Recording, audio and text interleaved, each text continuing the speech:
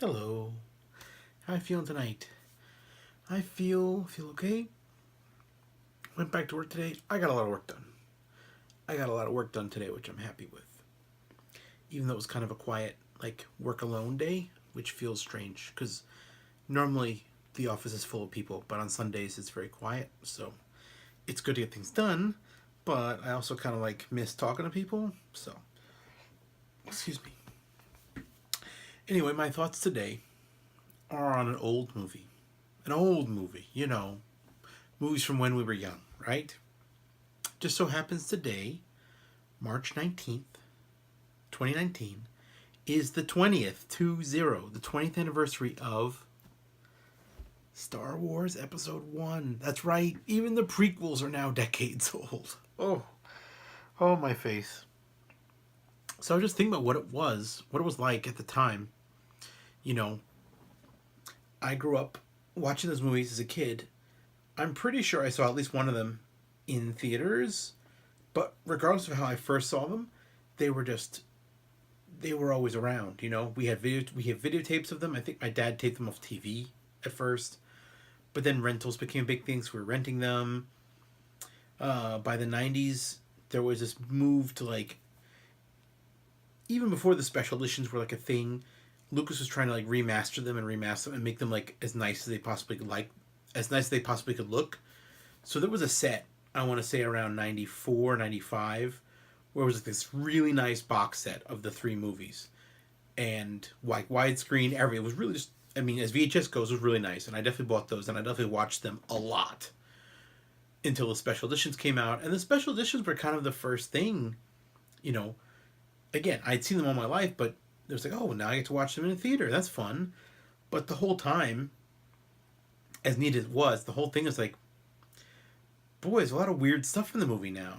Like, I mean, the famous stuff about Han and Greedo shooting at each other, it's like, that's just one notable case of like a weird thing. Like, why is this different now? Why are they changing the actual content of the film? The videotape versions, they were just like cleaned up. Like, special effects were sort of like tinkered with and, you know, less grain on the image. But now it's like, oh, we're just straight up going to change the events of the movie, which for me is a young person in 1987, I was like, why are we doing this? I mean, don't get me wrong, I was still mesmerized. I was like, oh wow, it's on the big screen. Like, I was still caught up in the glamour of it, but it seemed like a lot. And Star Wars, the first one had the most changes.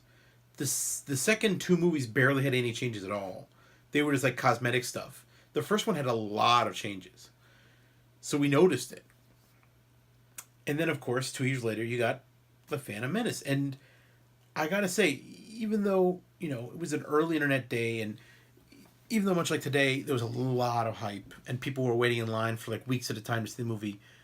It also was still kind of a slower time than it is now. Like, you could not see a movie, and you'd be surprised by it. Like, if I didn't see a Star Wars movie today on opening week, within 3 days, people would be sharing like bootleg images of it on the internet and talking about it and make fun of it. And it's like, I would know just about everything that happens. Back then, I didn't really know what to expect. I didn't see it opening weekend. I waited. Like, I was busy that weekend, so I waited. I saw like a matinee, an afternoon show. That's it. Do people know what a matinee is anymore? A matinee is when they'd show the movie in the afternoon, and they would charge you less for it because it was a time most people didn't go to movie theaters. And matinees are just a memory now. But I just saw it a random afternoon with a relatively medium sized crowd, and like, the beginning was pretty boring. I remember the first time I saw it, I was like, "This is taking a long time," and it wasn't until the pod race scene that I got excited by it, and then from that point to the rest of the movie, I think I was into it. But the movie started really slow, and I didn't understand why the Gungans were there or why they were so like ridiculous. And again, I know people said, "Oh well, they're for kids," but it's like, you can revisit. If a movie's for kids, you revisit it as an adult. Some movies hold up, some don't. Okay, if Episode One Phantom Menace was made for kids, if you revisit it now, I think you'll see that a lot of the stuff that's meant for kids just is dumb. And even besides, if it's made for kids, why is the whole opening about like trade embargoes and shit? Like, a kid doesn't know what a trade embargo is. A kid doesn't know what a boycott is. So, yeah. It was pretty much the first song. I mean, even though the signs were already there from the special edition and all that stuff, watching the Phantom Menace was a real wake up call. It's like, oh, okay. Some Star Wars movies are good, and some are just okay. And I still see them today, and some of them are good, and some of them are just okay. I mean, I still say that of all the Star Wars movies I've seen up to this point, the only one that made me angry was Solo, because it was just so boring. It was dull and plotting and had no energy. So honestly, I would rewatch a prequel before I'd watch Solo, even though I'm sure that Solo has its merits and certainly better acting. But it's like, Anyway, that's what I was doing 20 years ago, give or take a week. What were you doing? I can't hear you. Anyway, good night, everybody.